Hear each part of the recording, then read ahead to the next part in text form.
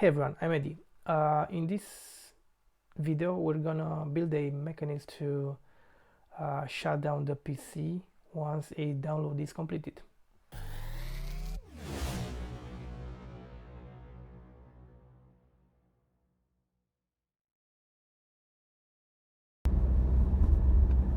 Now, the plan is to split this problem into two parts. The first part is to identify when exactly a download is completed, the file that we are waiting for the download, when that is completed. The second part of the problem consists of identifying or building a mechanism or command to do the actual shutdown of the computer. We are working here with PowerShell because we need to be able to access the OS level commands to read files, directories, so working with files and directories, and also do the actual shutdown. Now let's talk a little about the plan here again. This time more in more details. So first of all, how can we identify if a download or a file is complete? So the variables here in terms of changes are for a file, the last modified date, right, and the size. Um, in our case here, it's a no-brainer that we can use the size as an identifier if the download is complete. And by using the size, I mean using it in comparison with a previous size in as point in time. So maybe if I give an example, it's easier. So we start to download. The file is initially, let's say, 1 kilobyte, then it's 10, and then it's 50, and then it's 100, and so on. So at any given time, let's say from 10 to 10 seconds, the file size increases, right? At some point in time, let's say after a couple of minutes, the size will be the same. That means the download is completed. So um, we need to scan this directory where we download the files. So I'm using Google Chrome to do the downloads. We'll see later, but the download can come from any browser or any other tool or application. So we need to scan the content of this folder and see when we need to constantly scan this content of the directory, and when the size or sizes of the files within it stop to be modified, then we can proceed with the shutdown. Okay, so the first thing we need to do is to see if we can how we can get the size of the files, and for this we need to use the get child item commandlet and pipe it to a measure type commandlet that PowerShell provides. And I have here the command that we will use. Let's run this for a second. And what we have here is the sum of the total files that exist in the target directory. Now, in order to do that continuous scan, we need to write some sort of a loop. We'll use a infinite loop here. Um, we'll see why in a second. And inside this loop, we'll read this size of the entire folder, and we'll also assign it to a variable. Let's call it size1, and Let's also display it if I can type. Host. Okay. So as you can see, we are reading in like an infinite loop. We have no downloads in progress, so the same size is retrieved. Let's hit Control C here for a second. And what we also need to do, sorry, is just fetch the sum uh, property, not the sum object. Let's run it again. This time we get only what we need, which is the value itself. Okay, next, what we want to do. So we are thinking here to do some consecutive reads of the file sizes, and we need to have a delta, a difference.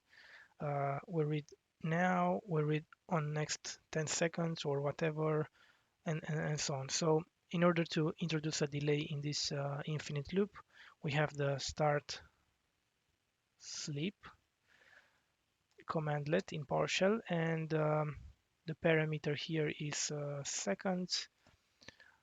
And let's say for this testing purpose, let's say from 2 to 2 seconds. Okay, and then let's do another read. We'll copy the same and we'll name it size2 read. Okay, and now it should be the same, of course, because we don't have any download. So notice that the reads happen from 2 to 2 seconds. So as expected, let's stop this for a second. And now let's also test this a little. Let's start a download um, from Google Chrome here. Test large file. This one here. I already did this, so that's why we are seeing this website's opened. Let's start with maybe 1 gigabyte. Okay, file is starting to download. As you can see it in the downloads folder.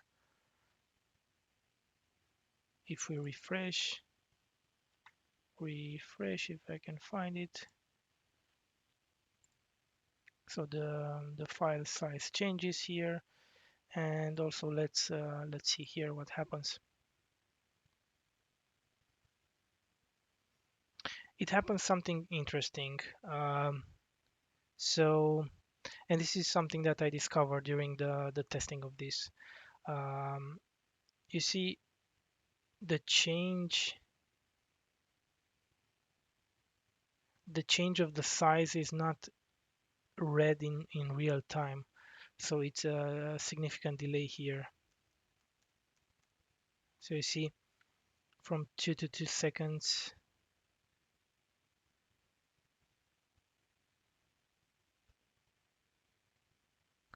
to 2 seconds slow, like in 10 seconds nothing changes. But if we go to this page here and if we refresh, then we can see that the change happens, like the file is increasing each second, not it doesn't have any delay. So what happens here is that PowerShell will not read in real time the actual file size.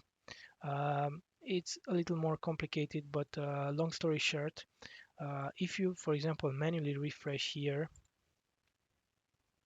then it will read the file sizes correctly. If you do not, then it will read the same value over and over again. So obviously you can't just stay at the PC and refresh. That makes no sense for this particular case. You would stay until the end and then download when download completes, you'll shut down the PC. So what we need to do is to simulate the refresh uh, of that target directory. And so by adding this command before the actual read, we are forcing a manual. I mean, we are forcing a refresh of that target directory before the actual read. So now if we run this again, we'll see that the download is still in progress, right? So now we see that the numbers change on each iteration of the execution. So this happens now in real time. The reads happen in real time because uh, we are forcing the refresh of that uh, directory. We can stop this for a second. We can also stop the download. Okay, we can now proceed to the next step, which is deciding if we stop, if we exit this loop and shut down. So we need to write a basic if statement, and the condition here is pretty simple. If the sum of the first read is equal to the sum of the second read. So in other words, if between the reads there is no file change, so for example, if um, it passed, let's say, a minute or whatever is set here in this line number 9 seconds parameter, if it passed a particular amount of time and the file of or files have not changed since the previous execution, then that's a sign that the download was completed. So let's test it a little. Right, host.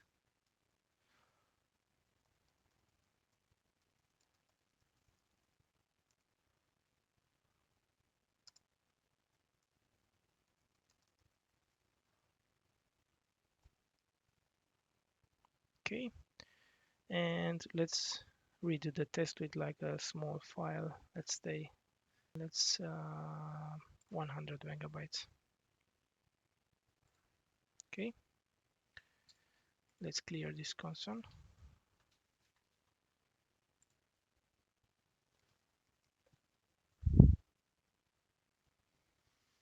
Okay, reading.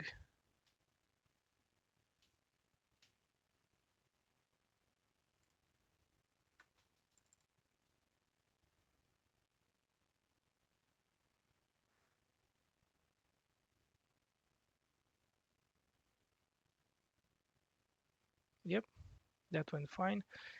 And now the only thing that we need to do is to write the shutdown um, um, command that will be also the loop exit trigger, and that is pretty straightforward as well. Shut down, and uh,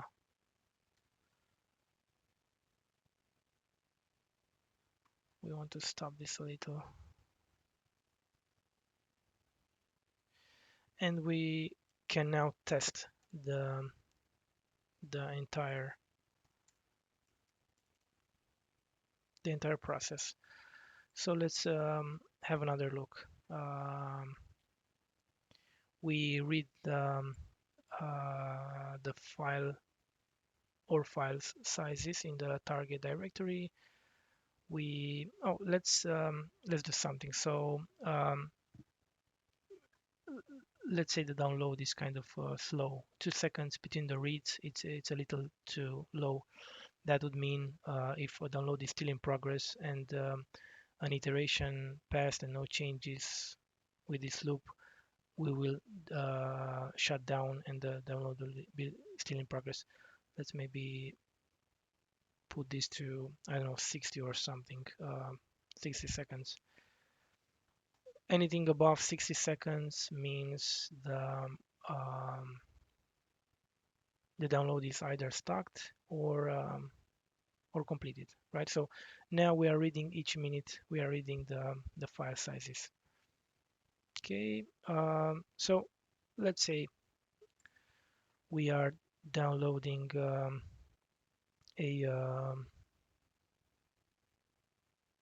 1 GB file, or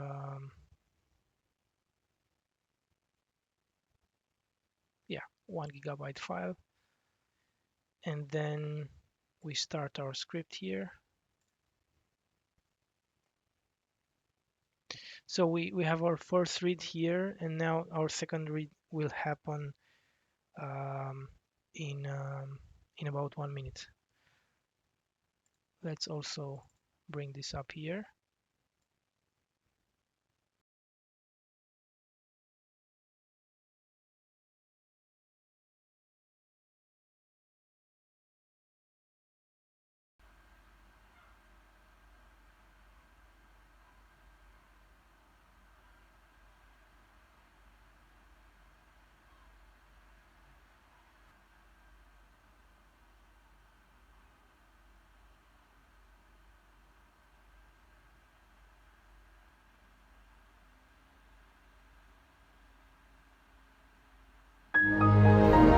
Okay, so I hope you enjoyed this and found it useful.